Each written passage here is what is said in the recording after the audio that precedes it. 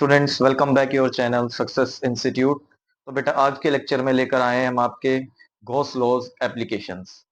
Previously lecture में हमने सबसे पहले इलेक्ट्रिक फ्लक्स को क्लियर किया था। एक बार रिकॉल कर लेते हैं कि the uniform electric field lines passing from any cross section area, it is known as electric flux. जहां हमें फॉर्मूला मिला था बेटा phi is equals to E A, जो कि एक वेक्टर फॉर्म को डिफाइन करता है। अगर हमें कहीं पर इलेक्ट्रिक फ्लक्स का एंगल डिफाइन कर दिया जाता है तो वहां पे हमें फॉर्मूला मिलता है phi is equals to E A cos theta, जहां E electric field line, A cross section area जिसमें से इलेक्ट्रिक फील्ड लाइन पास हो जाती है, और थीटा जो भी हमें गिवन होगा हम उसकी वैल्यू को पुट करेंगे। Is that clear? फिर हम पढ़ रहे थे गॉस लॉ। गॉस लॉ में हमें बताया गया था कि जो फ्लक्स होता है उस फ्लक्स में जितना अमाउंट ऑफ चार्ज फ्लो करता है वो डिविजनल होता है एप्सिलॉन नॉट के। बेटा means flux is equals to charge upon epsilon naught, means Q upon epsilon naught. तो बेटा आज के लेक्चर में हमारा जो टॉपिक होने वाला है स्पेशली वो गॉस लॉ की एप्लीकेशंस हैं, जिसमें हम फाइंड कर रहे हैं electric field infinite uniform straight या infinite long straight wire by using Gauss law. Means Gauss law को हम यूज करते हुए किसी भी यूनिफॉर्म लॉन्ग स्ट्रेट वायर पर इलेक्ट्रिक फील्ड फाइंड करने वाले हैं। मींस ये यूनिफॉर्म होनी चाहिए, जिसका लेंथ कितनी भी बड़ी हो लेकिन इसकी जो रेडियस है सिलेंडर की वो चेंज नहीं होनी चाहिए, क्योंकि अगर हम इसमें सिलेंडर की रेडियस को चेंज करते हैं तो ये नॉन यूनिफॉर्म वायर हो जाती है। बेटा इज दैट क्लियर? तो आइए स्टार्ट करते हैं, लेकिन उससे पहले हम एक छोटे से टॉपिक को क्लियर कर लेते हैं जिसके फॉर्मूले को हम यूज करने वाले हैं एप्लीकेशंस में। चार्ज डेंसिटी एक टॉपिक है आपका फर्स्ट चैप्टर में भी हमने पढ़ा है।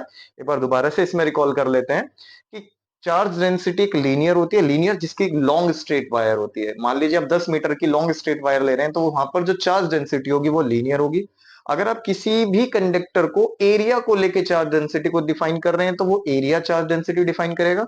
अगर आप किसी भी कंडक्टर के पूरे वॉल्यूम को लेकर के चार्ज डेंसिटी को डिफाइन कर रहे हैं तो वहां से हम ये फॉर्मूला यूज करेंगे। मींस अगर आप लीनियर चार्ज डेंसिटी स्टडी कर रहे हैं तो जिसे हम लैम्डा से रिप्रेजेंट कर रहे हैं, जिसका फॉर्मूला होगा charge upon length, Q upon L, जिसकी यूनिट क्या होगी coulomb per metre, coulomb per metre. Is that clear? Now next is area.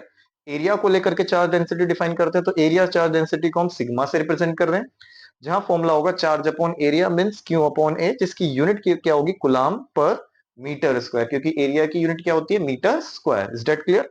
Now next is जब हम वॉल्यूम को लेकर के चार्ज डेंसिटी डिफाइन कर रहे हैं जिसको हम रो से रिप्रेजेंट कर रहे हैं, आर एच और रो, जहां फॉर्मूला होगा charge upon volume, charge upon volume means Q upon V, जिसकी यूनिट होगी coulomb per metre cube. Is that clear बेटा? तो आओ अब स्टार्ट करते हैं, हम इलेक्ट्रिक फील्ड फाइंड करते हैं किसी भी यूनिफॉर्म स्ट्रेट लॉन्ग वायर पर by the using of Gauss law.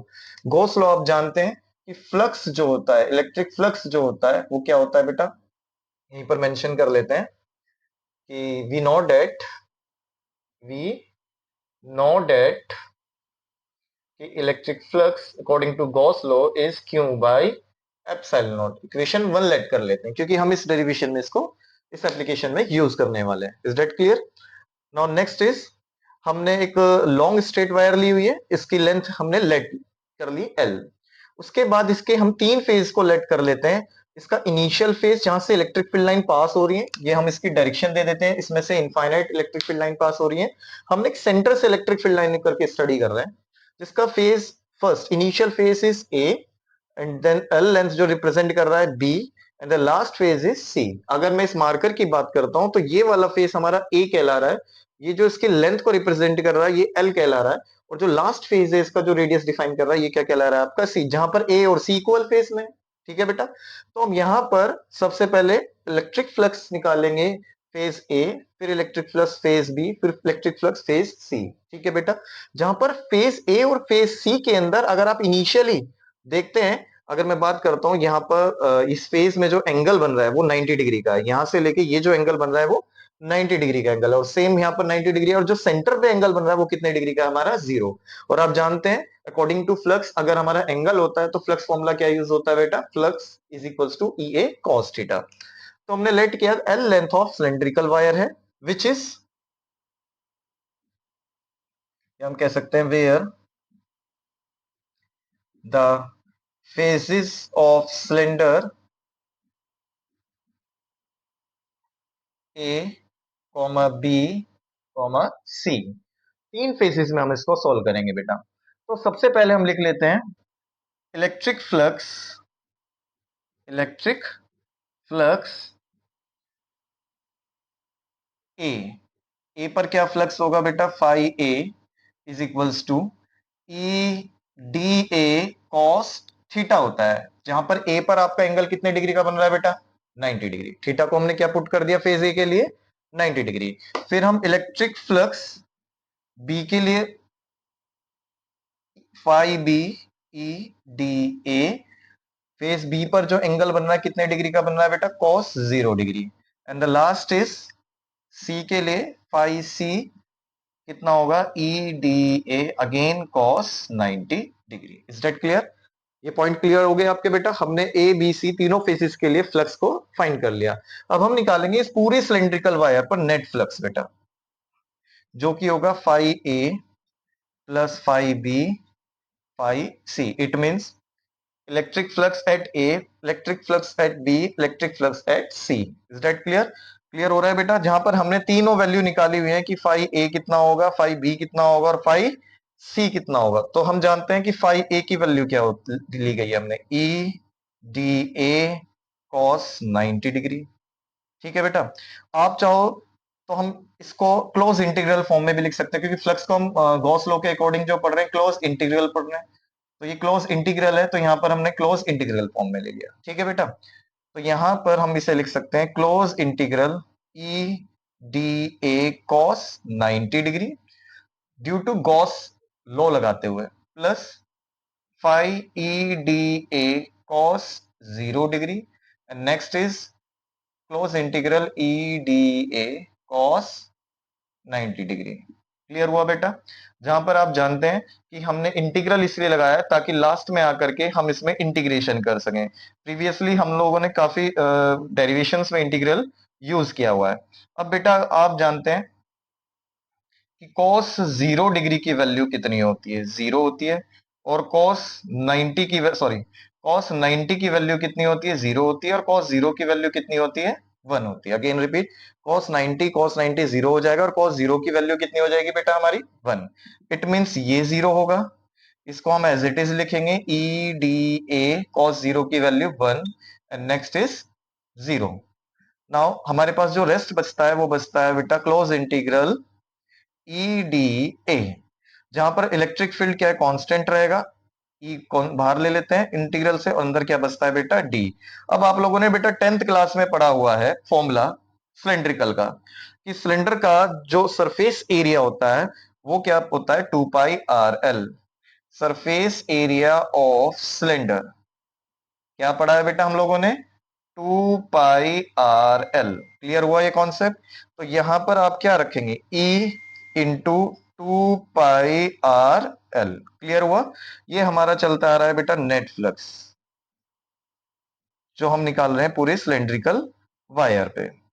ठीक है बेटा, अब अगर देखा जाए तो यहां से हमारे पास एक फ्लक्स की वैल्यू आ जाती है, इसको हम इक्वेशन 2 लेट कर लेते हैं बेटा, और यहां से हमारा एक फ्लक्स निकला हुआ है। हम इन दोनों को कंपेयर करेंगे, अगर हम यहाँ पर फ्लक्स की वैल्यू रख दें तो क्या रख दें, क्यू पाई एप्सिलॉन नॉट रखेंगे। इसको रफ कर लेते हैं, ये आपने नोट कर लिया हो तो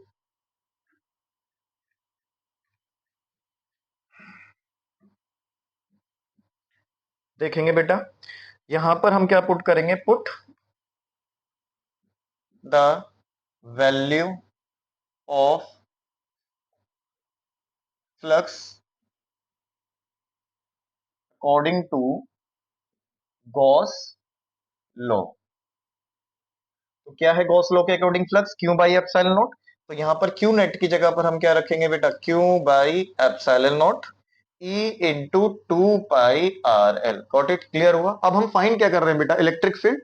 तो इलेक्ट्रिक फील्ड को हम यहां पर रखेंगे और 2πr l हमारा अपॉन में आ जाएगा। It means E is equals to Q upon में epsilon not into 2πr l।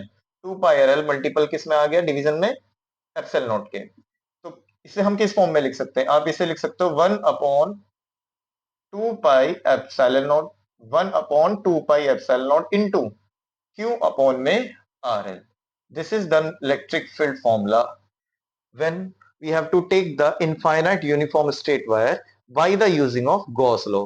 आप इसे इस फॉर्म में बोल सकते हैं 1/2 epsilon naught Q R L, या फिर आप डायरेक्टली इसे भी लर्न कर सकते हैं, जहां पर ई आपका इलेक्ट्रिक फील्ड है, क्यू नेट चार्ज हो जाता है, आर आपका रेडियस है सिलेंडर का, एल लेंथ ऑफ वायर है। लिख लेते हैं यहाँ पे बेटा, क्यू क्या होगा आपका चार्ज इन अ वायर या ऑन वायर, आर क्या होगा बेटा radius of cylinder, length of wire या लेंथ ऑफ कंडक्टर या लेंथ ऑफ वायर। क्लियर हुआ बेटा टॉपिक? अगेन रिपीट कि हम लोग कर रहे थे इनफाइनाइट यूनिफॉर्म स्ट्रेट वायर पर इलेक्ट्रिक फील्ड फाइंड कर रहे हैं बाय द गॉस लॉ। और इसका क्या प्रूफ है कि यहाँ पर हमने गॉस लॉ की स्टेटमेंट को लगा दिया है। जैसे गॉस लॉ की स्टेटमेंट को हमने यूज करा तो हमारी एप्लीकेशन गॉस की एप्लीकेशन में आ जाती है, जहां हम इलेक्ट्रिक फील्ड फॉर्मुला निकाल लेते हैं। जो फॉर्मुला क्या है आपका, electric field is equal to 1/2 pi epsilon naught Q upon R N. Clear है बेटा? ये टॉपिक आपको समझ आ गया, इसकी प्रैक्टिस कीजिए, बहुत इंपॉर्टेंट है, इस पर बहुत अच्छे अच्छे न्यूमेरिकल आपके बोर्ड में मिलने वाले हैं। तो आई होप आपको ये अच्छे से क्लियर होगा टॉपिक। इसके बाद हमारा जो लेक्चर होगा बेटा, एक सेकंड हम लोग लेकर के करेंगे, जिसमें हम इस सिलेंड्रिकल वायर के बीच में एक सरफेस कनेक्ट कर देंगे बेटा। ठीक है, एक डिस्क लगा सकते हैं हम उसमें। ठीक है, तो नेक्स्ट लेक्चर में हम इसकी सेकंड एप्लीकेशन स्टडी करेंगे। Thank you so much, have a nice day.